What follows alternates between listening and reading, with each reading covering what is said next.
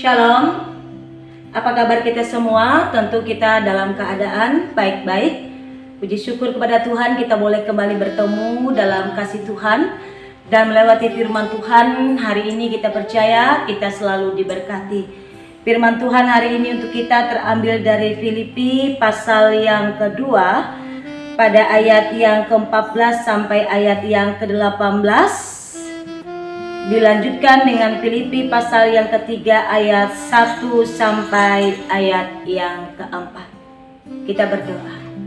Terpuji Engkau ya Tuhan untuk kasih setia dan kemurahan-Mu dalam hidup kami. Biarlah tuntunan Tuhan selalu memberkati kami dan menjaga kami dengan kuasa Tuhan. Biarlah Engkau berfirman untuk kami saat ini. Amin.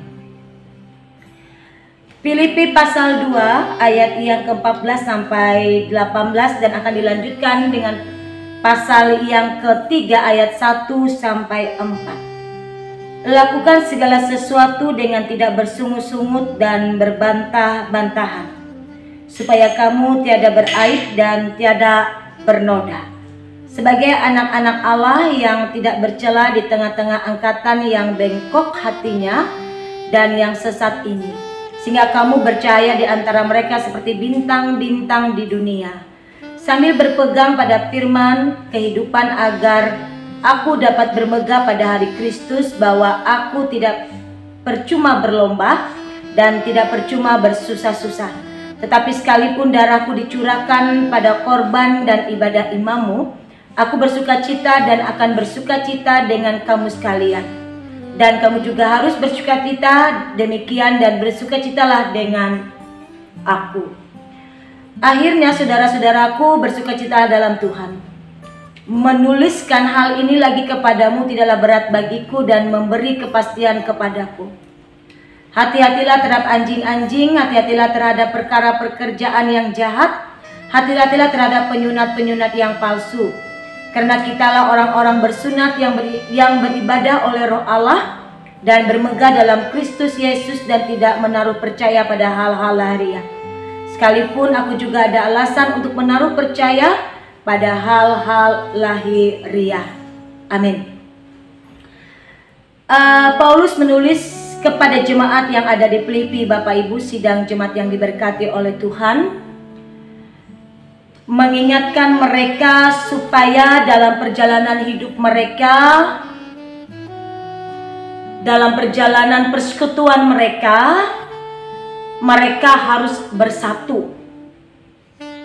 Mereka harus tetap mengejarkan keselamatan yang dipercayakan bagi mereka dan yang telah mereka yakini, yang disampaikan oleh Rasul Paulus kepada jemaat yang ada di Filipi. Dan dalam persekutuan, dalam kesatuan tentu ada hidup berjemaat.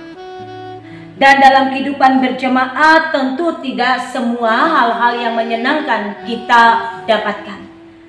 Lebih-lebih dalam kehidupan ada orang yang congkak hati dan ada juga orang yang sesat.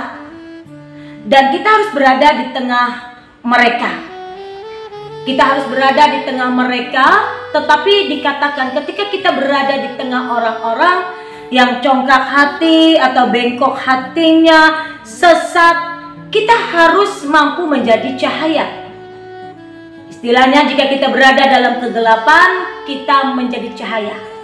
Sehingga dengan cahaya yang kita miliki itu, kita dapat menerangi orang-orang di sekitar kita, bahkan juga dunia.